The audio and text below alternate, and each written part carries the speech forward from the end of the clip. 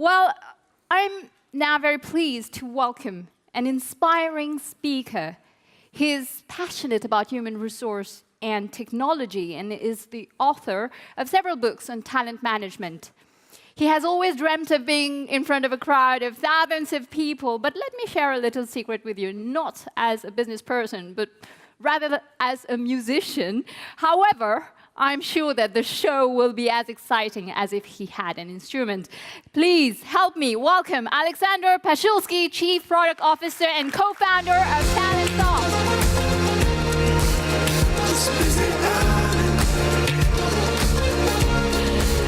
Okay.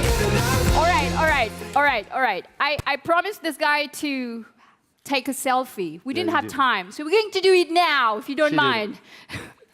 With all the crowd here at the back. Say hello. Say hello. Here Thank you. There you go. Thank you, Asha. Hello, everyone. It's a real pleasure to be here with you today as Jean-Stéphane. It's a very impressive moment, obviously. And we have asked these very simple questions this morning.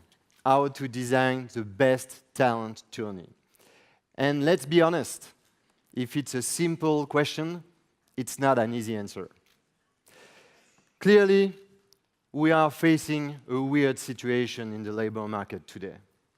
If we listen to Antonio Gramsci, who is a famous Italian politician of the 20s, a crisis happened when basically the old is dying and the new cannot be born.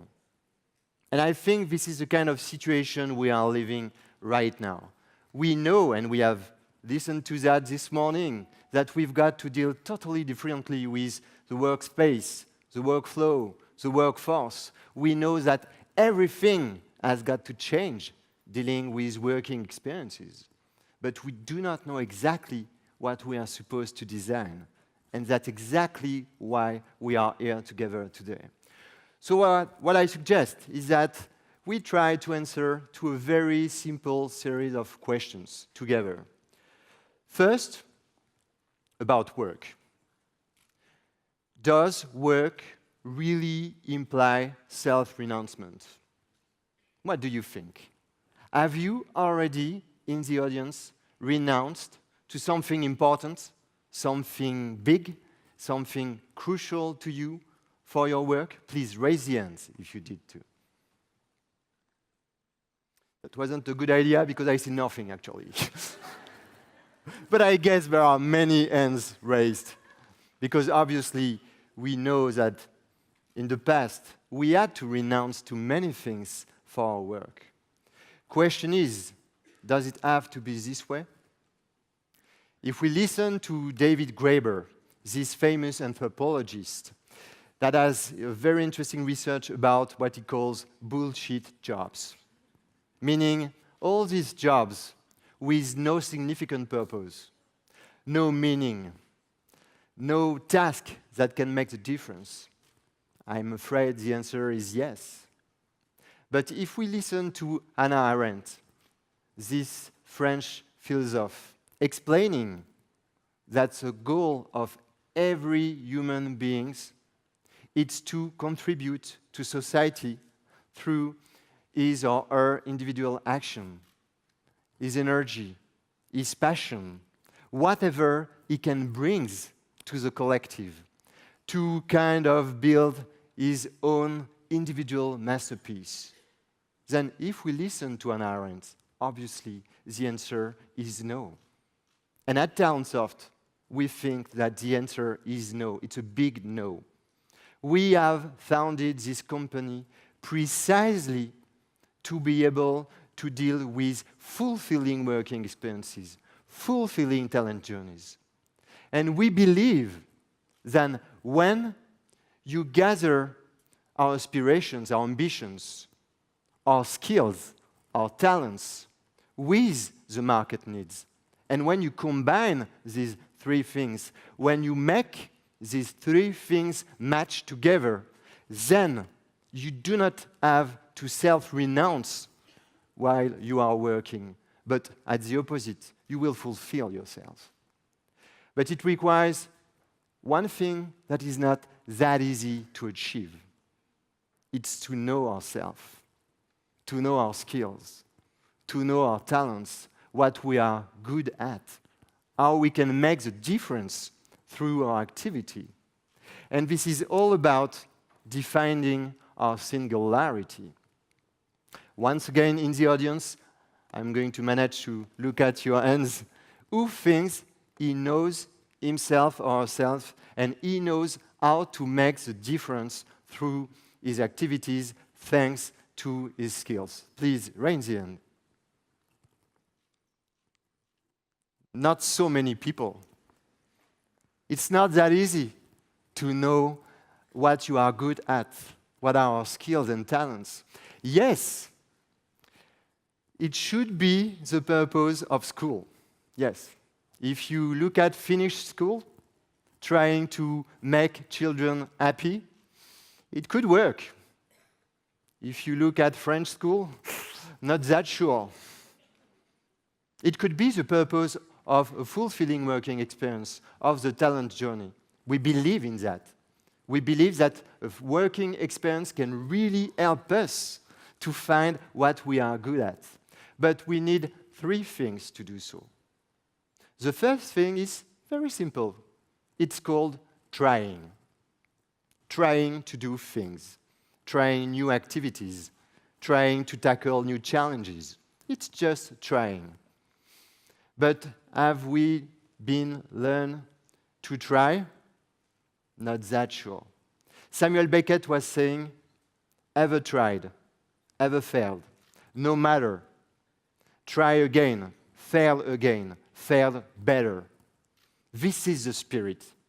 We've got to try to experiment new things, to discover our own skills, to learn about ourselves. And we've got to go from this mindset where we are afraid of failing to a mindset where we are very proud of trying.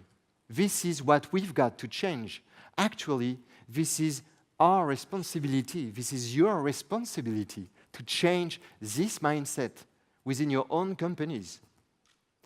And to define our own talents, our own singularity, to discover and to learn more about ourselves, we need a second condition. We need continuous feedback from others.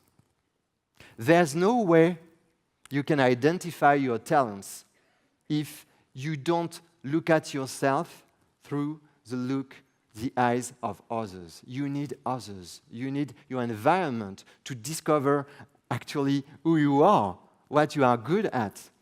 This is why these continuous conversations, continuous interactions within your environment are so important. Without that, there's no way you can do that. And so if you need the others and you need an environment, there is a third condition which is extremely important. You need a positive environment, meaning an environment that will encourage you to try things, an environment looking at you as potentials, as seeds waiting to grow, not as resources that should be dedicated to productivity.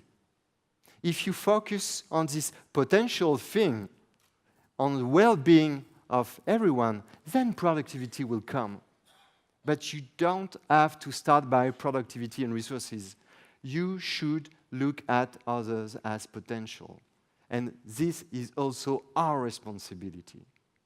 And if we are okay to try and to encourage people to try things, then probably we've got to be able to tackle another question.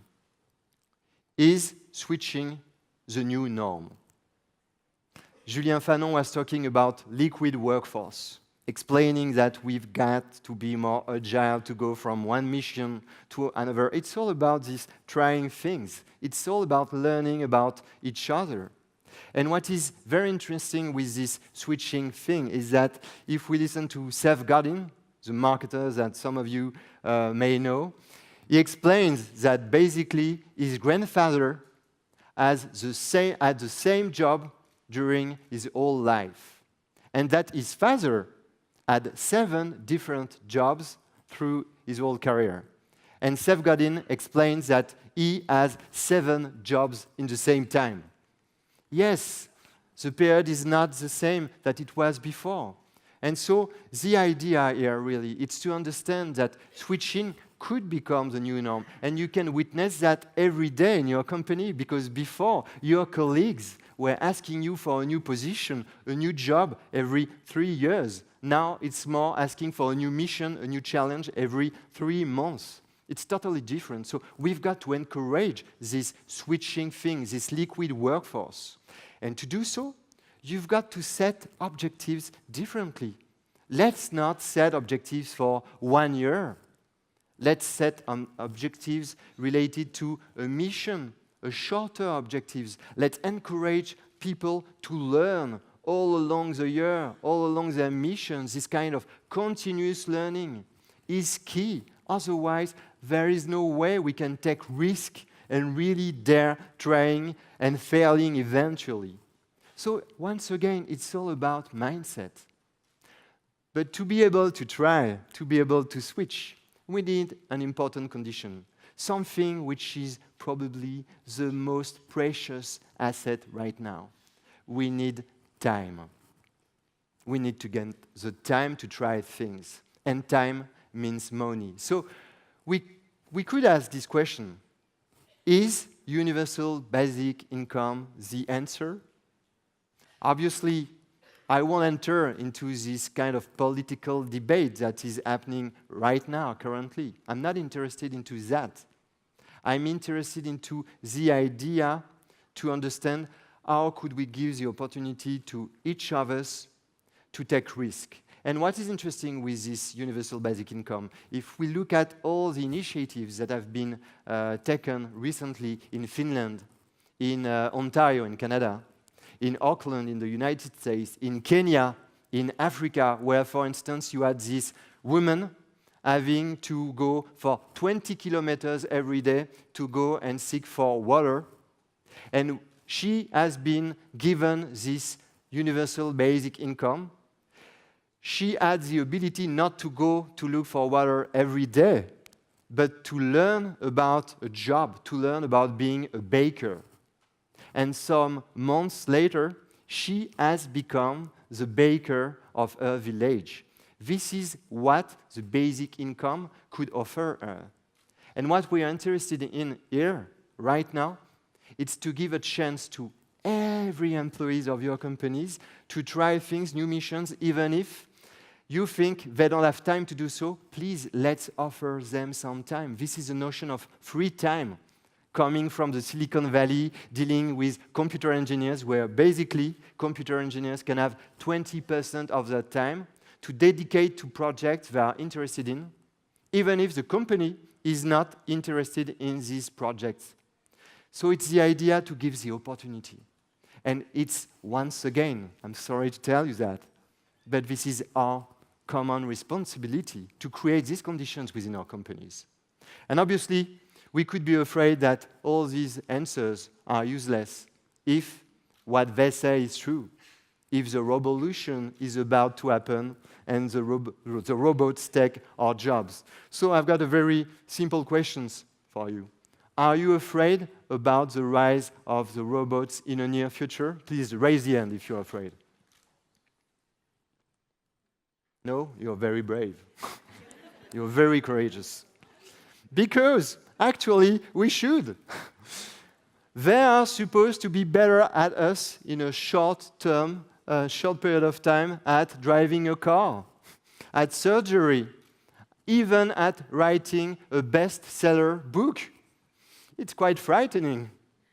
But I prefer to be positive about this revolution, and I prefer referring to Jeremy Rifkin 20 years ago in his book, The End of Work, explaining that actually Robolution is an opportunity.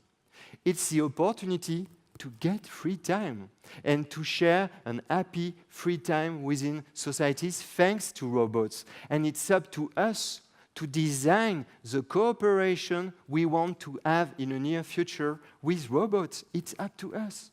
And anyway, there is one thing that robots won't take us. It's what makes human beings so human.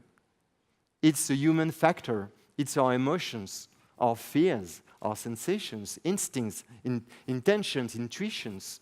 All these things only belong to human. And if you think about just recruiters, we are afraid when we are recruiters that robots can replace us. But let's be honest, even if a robot is better than us at identifying a top talent, a key profile on the web, who is going to convince this profile to join the company? A robot? Or someone that will be able to share these relationships, share these emotions, to create engagement, to create something that will convince this very profile to join the company. This is the spirit, and this is why we've got to welcome the liquid HR era. We've got to join this era where liquid HR deals not with resources and productivity, but with human beings' richness, with relationships, with well-being, dealing with conversations, emotions, interactions, dealing with all these things that could help us to design employee journey and working experience that fulfill each other. And we've got to embrace this human factor. We've got to embrace our emotion and everything that makes us human.